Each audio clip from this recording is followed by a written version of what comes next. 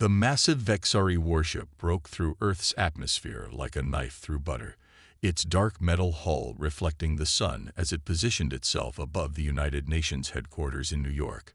Smaller scout ships flanked it, their engines humming with alien technology far beyond human understanding. Inside the UN Emergency Council room, screens flickered with images of the invasion fleet. Military leaders from around the world sat in stunned silence as they processed what they were seeing.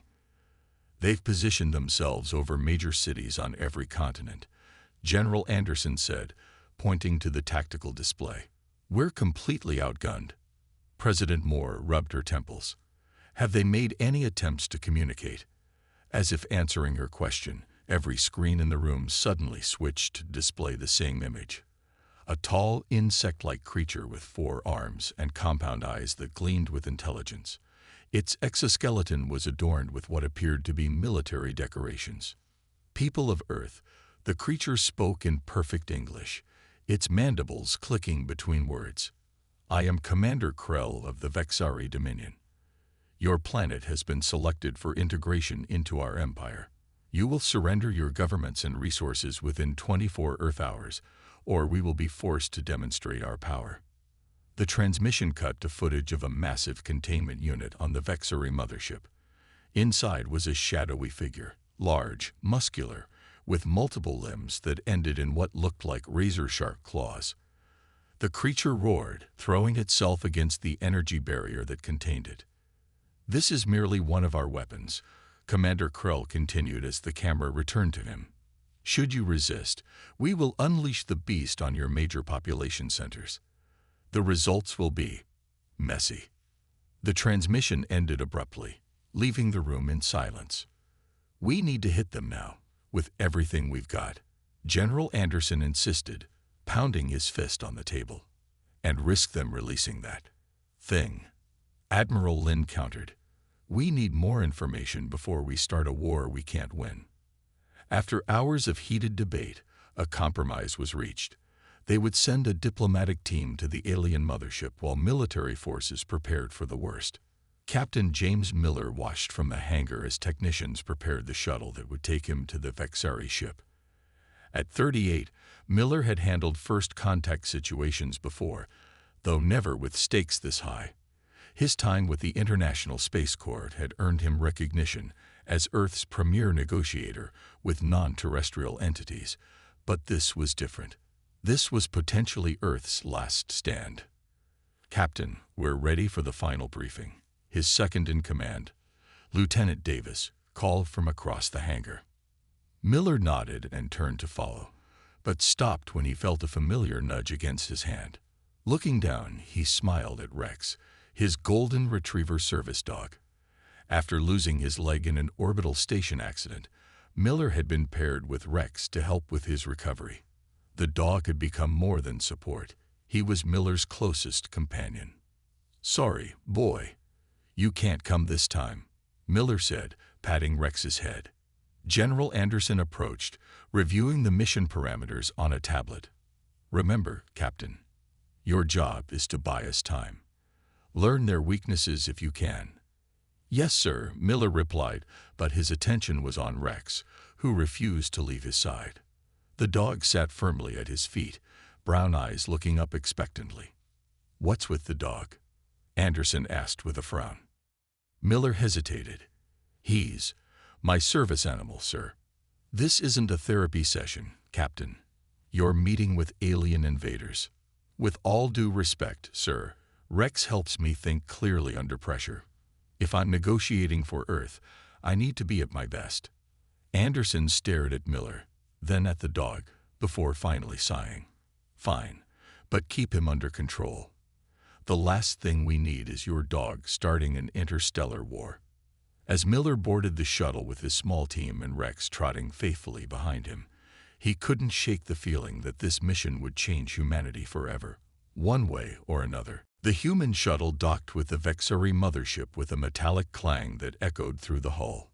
Captain Miller took a deep breath and adjusted Rex's service vest. The golden retriever sat calmly at his side, seemingly untroubled by their strange surroundings. "Remember the plan. Miller told his team of 3 specialists. We observe, we listen, and we try to find common ground. No sudden movements.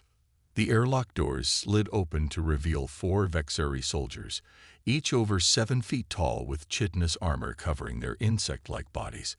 They carried weapons that hummed with strange energy. Follow. One of them clicked, the translation device on its thorax converting the sounds to English. The humans were led through corridors lined with a material that looked like metal but felt alive somehow.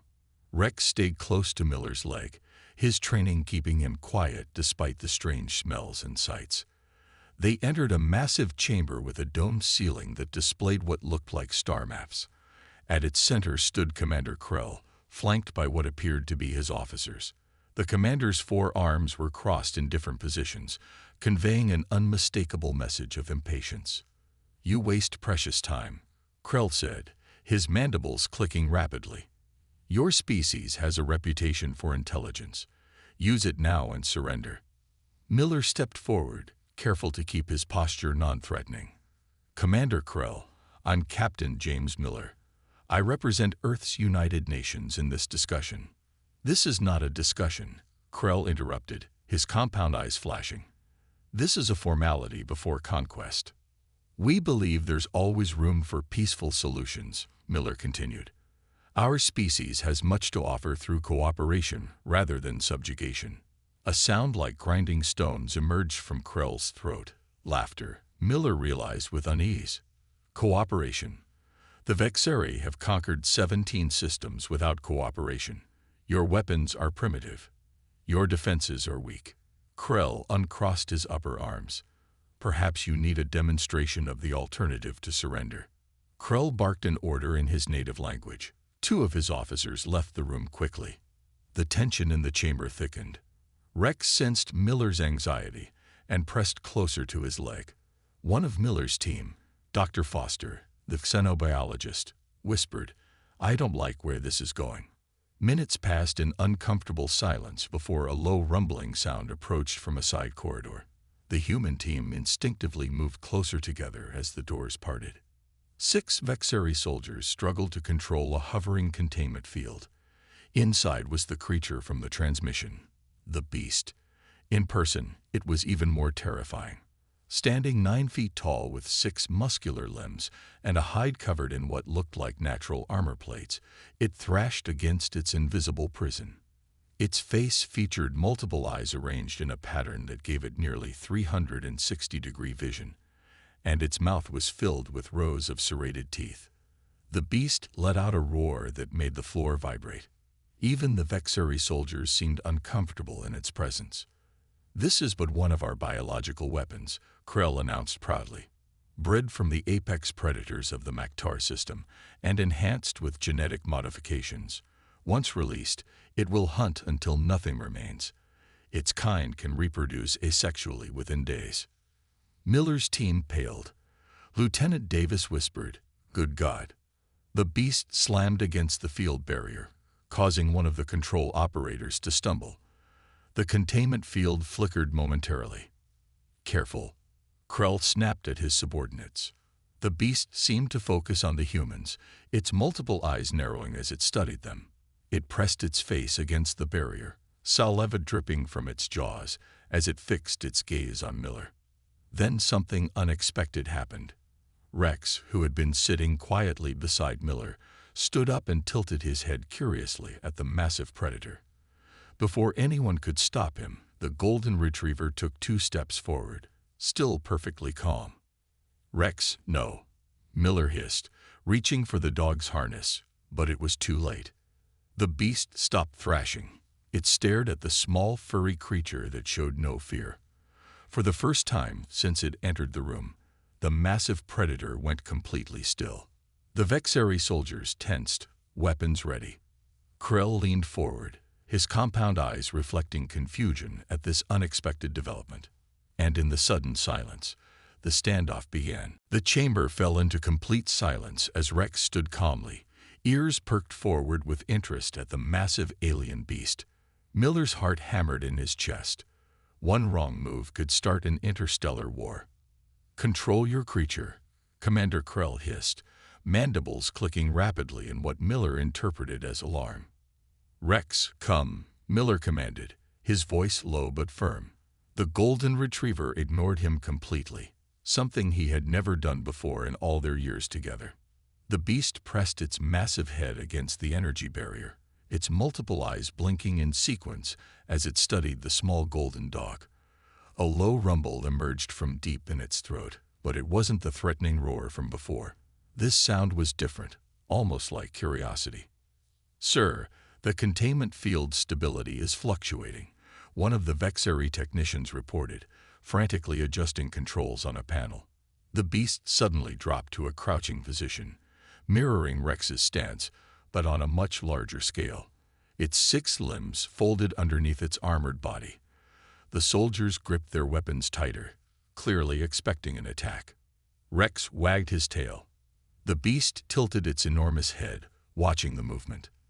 Then, to everyone's astonishment, a long appendage emerged from behind the creature's back, something between a tail and a tentacle, and began to sway side to side in a clumsy imitation.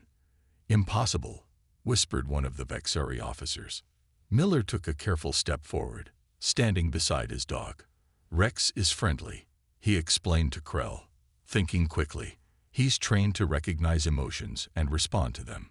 "The beast has no emotions," Krell snapped. "It is a perfect killing machine." Yet the evidence before them told a different story. The beast was now making soft chirping sounds, its eyes fixed on Rex. When the dog sat down, tail still wagging, the massive creature attempted to do the same, though its anatomy made the posture awkward. Dr. Foster moved closer to Miller. "Captain, I think it's mimicking social behaviors. This is extraordinary." Miller nodded slightly, an idea forming. He knelt beside Rex, keeping his movements slow. "Good boy," he said, scratching behind the dog's ears. The beast watched intently, then made a rumbling sound that might have been pleasure. It pressed against the barrier again, not aggressively, but as if trying to reach them. Miller looked up at Commander Krell. "Your perfect killing machine seems lonely." "Nonsense," Krell replied, but uncertainty had crept into his voice. "The beast is the result of generations of selective breeding and genetic manipulation. It exists to destroy." "With respect, Commander," Miller said, standing slowly, "it looks like it wants to play." As if to prove his point, Rex gave a short, playful bark. The beast immediately responded with a softer version of its roar, then lowered the front part of its body in the universal canine invitation to play. The Vexari soldiers looked to Krell in confusion. This was clearly not how their weapon was supposed to behave. "Maybe," Miller suggested carefully, "we could try lowering the barrier. Just a small section." "Absolutely not." Krell's upper arms slashed through the air. "You have no idea what you're dealing with." One of the Vexari scientists stepped forward. "Commander, this behavior has never been documented before. Perhaps there is scientific value in—" "Silence," Krell ordered, but Miller could see the conflict in the commander's posture. Rex chose that moment to lie down, rolling onto his back in a show of complete submission and trust. The humans held their breath. The beast stared for a long moment, then slowly, impossibly, rolled onto its armored back as well, exposing a softer underbelly covered in what looked like iridescent scales. Miller couldn't help himself. He laughed softly and said, "What a cute pup." The translator device carried his words throughout the chamber. Several Vexari tilted their heads in the same confused gesture. "Pup," Krell repeated, the word clearly unfamiliar. "This is the deadliest predator from 3 star systems." "Maybe," Miller said, watching as the beast rolled back upright and pressed its snout against the barrier again, eyes fixed on Rex. "Or maybe it's just been misunderstood all this time." Something changed in the atmosphere of the room. The Vexari soldiers lowered their weapons slightly. The scientists moved closer to their monitoring equipment, chittering excitedly to each other. And Commander Krell, for the first time since the humans had arrived, seemed at a loss for words. Miller reached down to stroke Rex's golden fur. and the beast tracked every movement with keen interest, its tail appendage still swaying hopefully back and forth. "Captain Miller," Krell finally said, his voice quieter than before, "explain this pup concept immediately." Miller stood up slowly, keeping one hand on Rex's back for reassurance. The golden retriever remained calm, his eyes locked with the beast's multiple gazes. "A pup is what we call a young dog, like a child of Rex's species," Miller explained. "We use the term affectionately, even for adult animals sometimes. It's a term of endearment." "Endearment," Krell repeated, the translation device struggling with the concept. "You feel affection for lesser species." Dr. Foster stepped forward. "Commander, humans have lived alongside other species for thousands of years. We domesticated wolves, Rex's ancestors, over 15,000 years ago."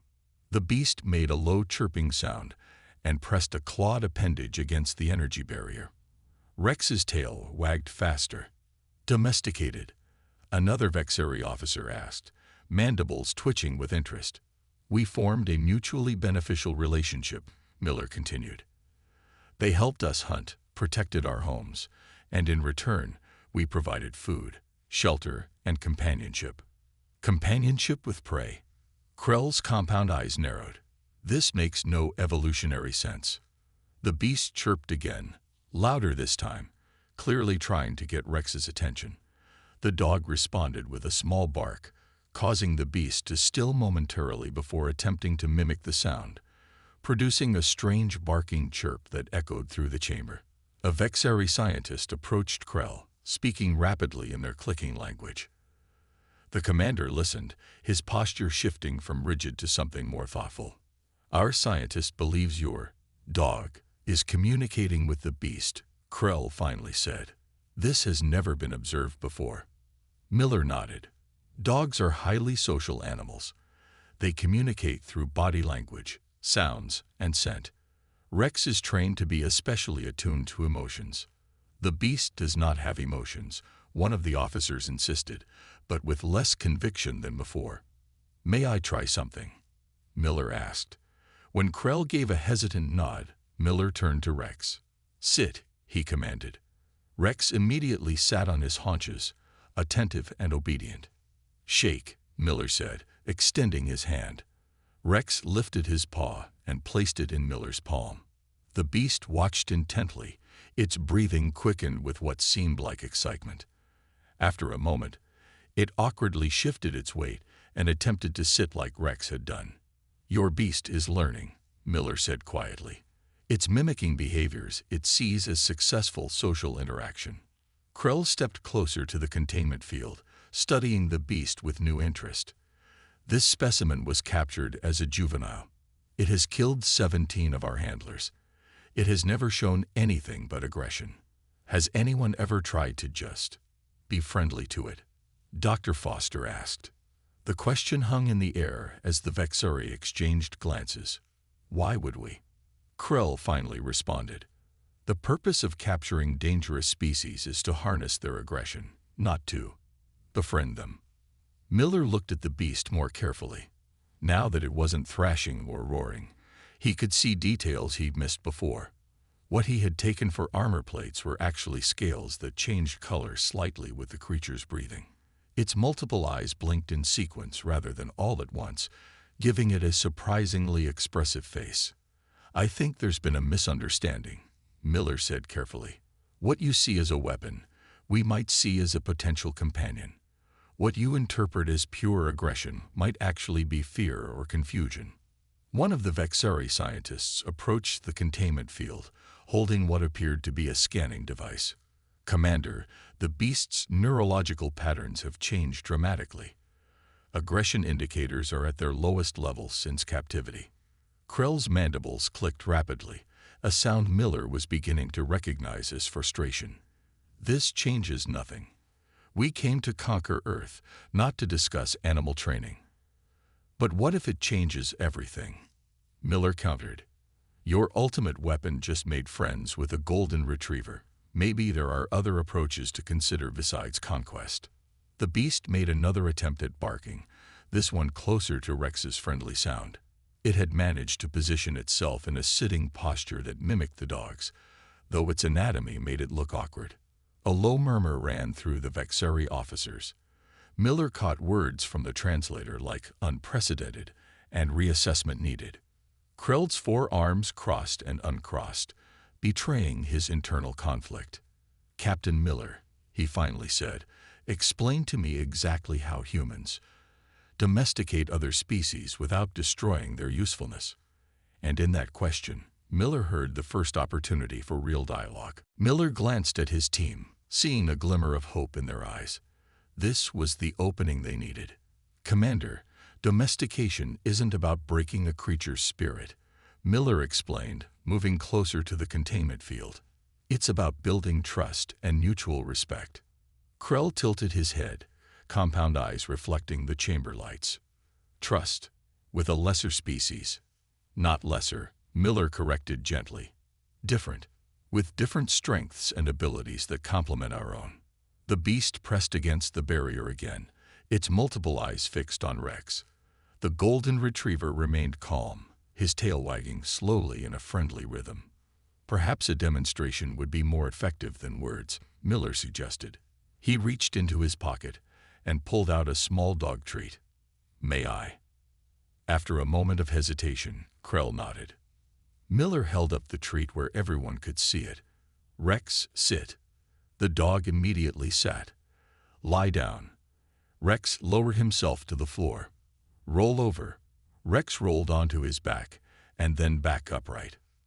"Good boy," Miller praised, giving Rex the treat. The dog took it gently from his hand. The beast watched the entire exchange with intense focus. It made a soft chirping sound and tried to mimic Rex's movements, clumsily rolling onto its side before quickly returning to a sitting position. "The beast is learning tricks?" one of the Vexeri officers asked, mandibles twitching in what Miller guessed was disbelief.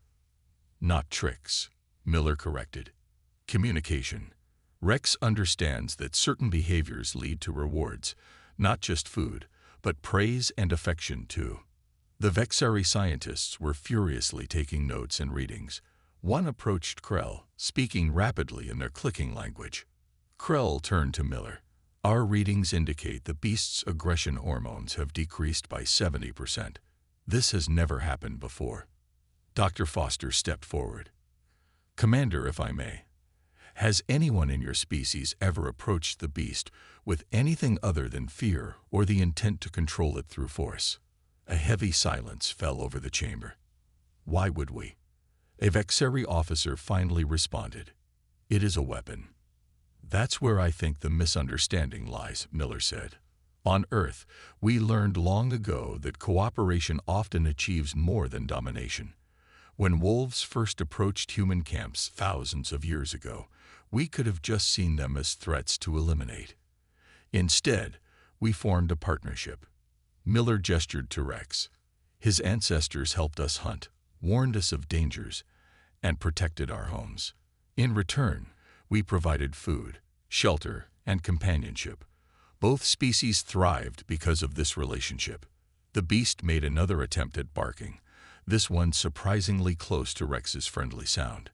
It pressed its face against the barrier, no longer showing any signs of aggression. "What would happen?" Miller asked carefully. "If we opened the barrier?" "Just a small section." Krell's forearms twitched. "Absolutely not. It would slaughter everyone in this room." "Would it though?" Miller pointed to the beast's changed behavior. "Look at its body language. There's no tension, no aggression posture." The head scientist spoke up. "Commander, from a purely scientific perspective, this is an unprecedented opportunity to learn about the beast's true nature." Krell paced back and forth, all four arms now clasped behind his back. "This goes against everything we know about warfare and species dominance." "Maybe that's exactly why it's worth trying," Miller suggested. "New approaches lead to new possibilities." After what seemed like an eternity, Krell made a decision. "Lower the barrier 1 square meter, at floor level only. Keep all weapons trained on the beast." The technicians worked nervously at their controls. A small portion of the energy field disappeared with a soft hum. Everyone held their breath. The beast stared at the opening, then at Rex. The dog wagged his tail encouragingly. Slowly, cautiously, the beast extended one clawed limb through the opening. Instead of attacking, it simply placed its appendage on the floor, palm up, in a gesture that mimicked Rex offering his paw earlier.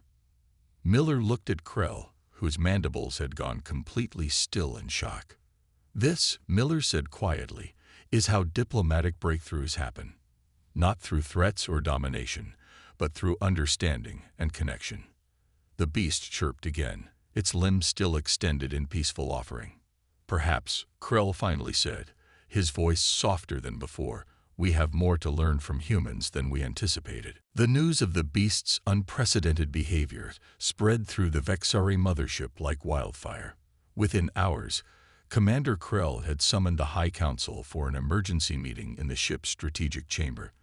The circular room was filled with Vexari officials of various ranks, their exoskeletons adorned with symbols of military achievement. Captain Miller and his team stood to one side of the chamber, with Rex sitting calmly at Miller's feet. On the opposite side, the beast rested in a modified containment field, one that allowed it more freedom of movement while still providing security measures if needed. "This meeting of the Vexari High Council is now in session," announced a senior officer with gold-flecked mandibles. "Commander Krell, explain this situation." Krell stepped forward, his posture noticeably less rigid than before. "Honored Council, the human delegation has demonstrated something unexpected. Their approach to the beast has revealed behaviors we never observed in our years of study." The council members chittered among themselves. One with particularly elaborate armor spoke up. "You mean to tell us that their small furry creature has somehow tamed our most effective biological weapon?" "Not tamed," Miller interjected, stepping forward when Krell nodded for him to speak. "Rex helped reveal the beast's natural social instincts. Instincts your methods of containment and control actually suppressed. To demonstrate, Miller gave Rex a hand signal.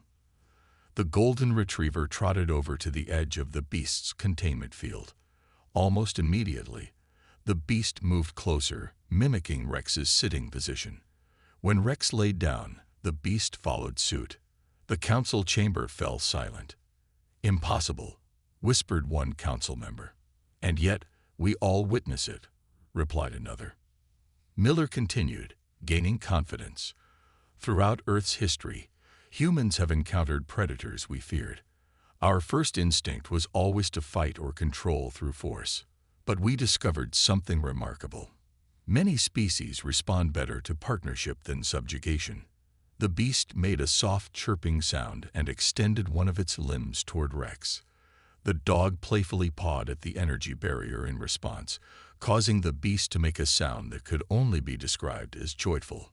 "The implications are troubling," said the senior council member, mandibles clicking rapidly. "Our entire conquest strategy relies on the effectiveness of creatures like the beast, if they can be pacified so easily." "Not pacified," Miller corrected again. "Connected with. There's a fundamental difference." Krell stepped forward. "Council members, I believe we must consider a significant revision of our approach. For generations, the Vexari Dominion has expanded through conquest and intimidation. Yet here, with a species we deemed primitive, we encounter an entirely different paradigm." A heated debate broke out among the council members, clicking and chittering in their native language, too fast for the translation devices to keep up. Miller and his team watched nervously, aware that the fate of Earth might hang in the balance. Finally, the senior council member raised all four arms for silence. "Captain Miller, our understanding of interspecies relations has been limited by our own evolutionary history. The Vexari evolved from hive-minded ancestors. Cooperation within our species is instinctual, but we have always viewed other species as either threats or resources." Miller nodded. "Humans evolved as social predators too, but we learned that cooperation can extend beyond our own kind." "Show us," demanded the council member. Miller turned to Dr. Foster, who pulled up holographic images of Earth's history, humans hunting alongside wolves, riding horses into battle, using falcons to hunt, and modern service animals helping people with disabilities. These aren't just tools or weapons, Miller explained. They're partners. Rex isn't just a dog. He's my friend and companion. To everyone's surprise, Commander Krell approached the beast's containment field. With a gesture to the technicians, he ordered a small section opened. The council members tensed, but Krell slowly extended one hand through the opening. The beast studied Krell's hand, then gently pressed one of its own limbs against it. "I propose," Krell said, turning to face the council, "that we rename this creature. The beast no longer seems appropriate." "What would you call it?" asked the senior council member. Miller smiled. "On Earth, we name our animal companions. It gives them identity and acknowledges their individuality." "Then a name it shall have," Krell declared. "I propose Orion, after the hunter constellation visible from both our worlds." The newly named Orion made a soft chirping sound, as if approving. For the first time in recorded Vexari history, a military council meeting ended not with orders for conquest, but with plans for understanding a different way of existence. 3 weeks after the first contact between humans and the Vexari, the United Nations headquarters buzzed with unprecedented activity. The main conference hall had been modified to accommodate the physical needs of the Vexari delegates: higher oxygen levels, specialized seating, and slightly dimmer lighting to suit their compound eyes. Captain Miller stood near the entrance, watching as diplomats from around the world mingled cautiously with Vexari representatives. Rex sat at his side, now wearing a special vest that identified him as an interspecies ambassador, a title that had begun as a joke, but quickly became official. "I never thought I'd see this day," General Anderson said, approaching Miller. "When we sent you up there, we were preparing for all-out war." Miller nodded. Sometimes the best weapon is the one you never expected. At the center of the hall, Commander Krell was engaged in deep conversation with President Moore. Besides them, in a modified containment field that now served more as a comfort space than a prison, Orion lounged comfortably. The once fearsome beast had become a symbol of the unexpected peace. Its scales now shimmered with healthier colors, and it moved with a grace that seemed impossible for a creature of its size. The Xenobiology Exchange program is already oversubscribed, Dr. Foster reported, joining Miller with a tablet full of data. "We have scientists lining up to study Vexari biological weapons, wildlife. And the Vexari are equally curious about Earth's biodiversity." "And the military situation?" Miller asked. "The Vexari fleet has pulled back to a stable orbit," General Anderson confirmed. "They're still there, but no longer in attack formation. It's cautious progress." A soft chime indicated the formal treaty ceremony was about to begin. Delegates from both species took their places around the large circular table. Miller led Rex to their designated spot, with Orion watching carefully from its area. President Moore stepped to the podium. "Today marks a historic moment in human history, and, I believe, in Vexari history as well. What began as a potential conflict has evolved into an opportunity for both our species to grow and learn from each other." Commander Krell stepped forward next, his once intimidating presence now seeming almost dignified. "The Vexari Dominion has conquered 17 systems across the galaxy, yet none have offered us what Earth has in these short weeks, a new perspective. For generations, we have viewed other species only as threats or resources. Humans have shown us there is another way." As if on cue, Rex barked once, a sound that now made several Vexari officers click their mandibles in what humans were learning was their version of laughter. The treaty itself was remarkably simple. Earth would remain sovereign, but would engage in cultural, scientific, and limited technology exchanges with the Vexari. In return, the Vexari would gain access to Earth's unique approach to interspecies cooperation, something their militaristic culture had never developed. After the formal signatures were complete, Commander Krell approached Miller privately. "Captain Miller, my superiors still don't fully understand what happened here," Krell admitted, his voice lower than usual. "Some believe this is merely a tactical pause before we eventually conquer your world anyway." Miller nodded. "And others, myself included, believe we have discovered something more valuable than another conquered planet." Krell's compound eyes shifted to where Orion was now playing a simple game with Rex. The golden retriever would bow, and Orion would mimic the movement, each time getting closer to a perfect imitation.